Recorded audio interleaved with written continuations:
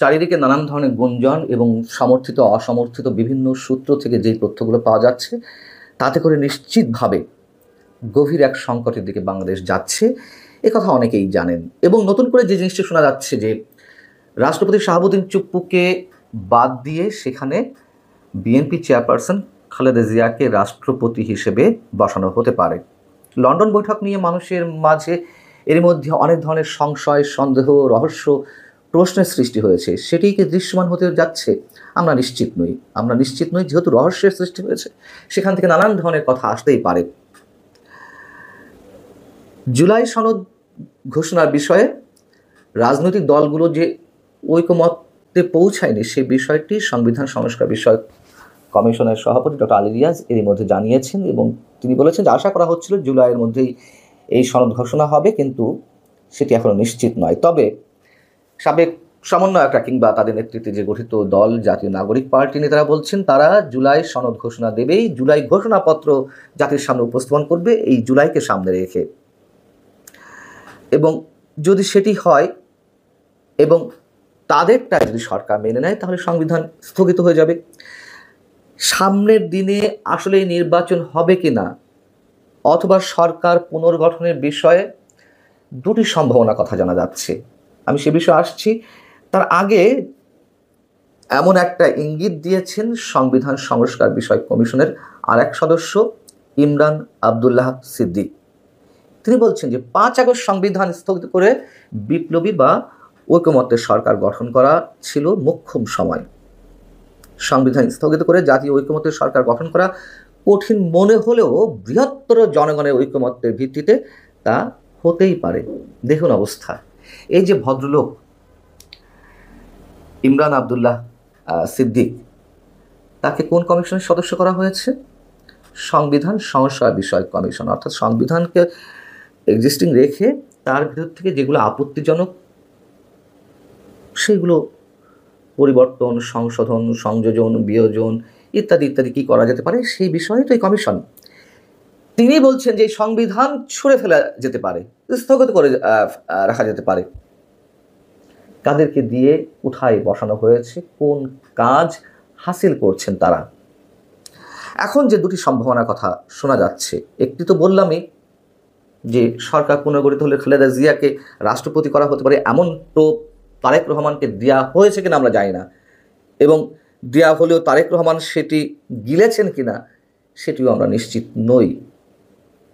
সেটাই প্রথমে বললাম যে লন্ডন বৈঠকে রহস্য দৃশ্যমান হতে যাচ্ছে কিনা। আরেকটি যে সম্ভাবনার কথা শোনা যাচ্ছে যে সংবিধান স্থগিত করে বর্তমান প্রধান উপদেষ্টা ডক্টর মোহাম্মদ ইউনূসকে রাষ্ট্রপতি করা হতে পারে। প্রধান উপদেষ্টা কে হবেন? Tarique Rahman, BNP senior vice chairman বা ভারপ্রাপ্ত চেয়ারম্যান। আর উপপ্রধান উপদেষ্টা হবেন জামায়াতের আমির ডক্টর শফিকুর রহমান, এবং সেই সরকারের অধীনে উপদেষ্টা পরিষদে তারাই থাকবেন বিভিন্ন রাজনৈতিক দলের মধ্য থেকে নির্বাচিত প্রতিনিধি। নির্বাচিত মানে সবাই মিলে আলোচনা করে প্রতিনিধি পাঠাবে। আর বর্তমান উপদেষ্টাদের পারফরমেন্স বিবেচনা করা হবে। যাদের পারফরমেন্স ভালো তারা থাকবে, বাকিরা বাদ যাবেন। কারা বাদ যাবেন, কারা থাকবেন সেটা ভালো শোনায় বোঝা যাচ্ছে। এখন সংবিধান স্থগিত করে এ ধরনের কোনো সরকার গঠিত হলে নিঃসন্দেহে নির্বাচন অনুষ্ঠান বিলম্বিত হবে। আদৌ নির্বাচন কবে অনুষ্ঠিত হবে সে বিষয়েও কোনো নিশ্চয়তা থাকবে না। কিন্তু এক্ষেত্রে এই বর্তমান বাংলাদেশে যার অন্যতম প্রধান ভূমিকা ছিল সেনাপ্রধান জেনারেল ওয়াকারুজ্জামান, যার প্রতি মানুষের যে আস্থা ছিল সেখানে কিছুটা হলেও চির ধরতে শুরু করেছে, সেই সেনাপ্রধানের কী হবে? সেনাপ্রধান জেনারেল ওয়াকারুজ্জামানের এই অপশনগুলোর প্রতি কোনো সম্মতি আছে কিনা, বিশেষ করে সংবিধান স্থগিত করে নতুন জাতীয় সরকার গঠনের ক্ষেত্রে। তার কারণ এরকম কথা তো অনেক আগে থেকেই মানুষের মুখে মুখে রয়েছে যে সংবিধান স্থগিত করা হতে পারে। সংবিধান স্থগিত করা হলে রাষ্ট্রপতি শাহাবুদ্দিন চুপ্পুকে তো বাদ দেওয়াই হবে। সেক্ষেত্রে সাথে সাথে সেনাপ্রধানকেও চাকরিচ্যুত করা হবে, এবং এরপরে আরও নানান ধরনের অ্যাকশনের কথা শোনা যায় যেগুলো আমি প্রকাশ্যে বলতে চাই না। আছে তো এরকম গুঞ্জন, কম বেশি আমরা সবাই জানি। সেক্ষেত্রে সব ডিজাইনগুলো সেনাপ্রধান ঠিক ভালোভাবে বুঝতে পারছেন কিনা, তার কর্তব্যটা কি, দেশের সব মানুষের দায়িত্ব তিনি নিজের কাঁধে তুলে নিয়েছিলেন, সেই জায়গা থেকে তার ভূমিকা কী হবে তিনি নিজেই ভালো জানেন। তো গত 1 বছরে প্রায় 11 মাস তো হয়েই গেল, শেখ হাসিনা সরকারের পতনের পর কী হয়েছে? শেখ হাসিনা সরকারের পতনের পর মিনিমাম কোনো পরিবর্তন কি এসেছে? নতুন যে রাজনৈতিক বন্দোবস্তের কথা বলা হয়েছিল, স্বপ্ন দেখানো হয়েছিল, তার বদলে কোথায় কি পরিবর্তন হয়েছে? অথবা তার কোনো ছিটে ফুটাও বর্তমান জাতীয় নাগরিক পার্টি বা কথিত বিপ্লবের দাবিদার তারা কোনো পরিবর্তন আনতে পেরেছেন? ডক্টর মোহাম্মদ ইউনূস কিছু করতে পেরেছেন? ঘুষ, দুর্নীতি, আমলাতন্ত্রের কোনো অবসান হয়েছে? বিনিয়োগের কোনো পজিটিভ সাইন আমাদের সামনে উপস্থিত হয়েছে? অর্থনীতির চাকা যে খুব ভালোভাবে ঘুরছে বা ঘোরা শুরু করেছে, তার কোনো দৃষ্টান্ত স্থাপিত হয়েছে? কিছুই তো না। বরং তার বদলে এই যে কথাগুলো বললাম, সব জায়গাগুলোর ক্ষেত্রে নেগেটিভিটি আরও বেশি করে আমাদের সামনে উপস্থিত হয়েছে। বেকারত্ব, বৈষম্য, দারিদ্র্য আরও প্রকট আকারে জেঁকে বসেছে জাতির কাঁধে।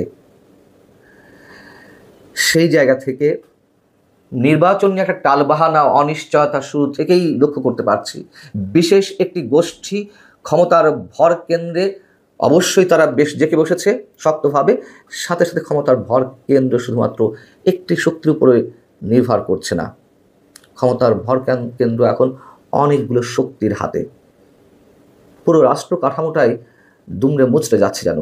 সেই অবস্থায় নির্বাচনকে অনিশ্চয়তার মধ্যে ঠেলে দিয়ে যদি কিনা নতুন করে যে সম্ভাবনা কথাগুলো শোনা যাচ্ছে, তাতে আসলে দেশ আরও গভীর সংকটের দিকে যাবে কিনা অন্তত তারেক রহমানকে এটুকু ভাবতে হবে।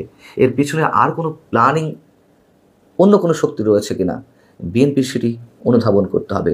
শুধু পদ দিয়ে, সম্মান দিয়ে, নতুন কোনো ফরম্যাটের মাধ্যমে সরকারের আকার, বিস্তৃতি, আয়তন গঠন করা হলে সেক্ষেত্রে বিএনপির রাজনীতিও বা কোথায় যাবে, অবশ্যই সেটা বিএনপির নেতারা ভালো করে বুঝবেন।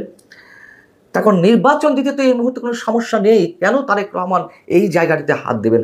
এটি মানুষের মনে, আমি জানি না, আমি আবারও বলছি, যে গুঞ্জনগুলো শোনা যাচ্ছে সেটি ভিত্তিতে বলছি, কোনো পত্রিকা রিপোর্ট করেছে।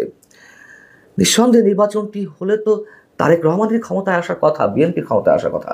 তার বিকল্প এই বিষয়গুলো কেন তারা বেছে নেবে?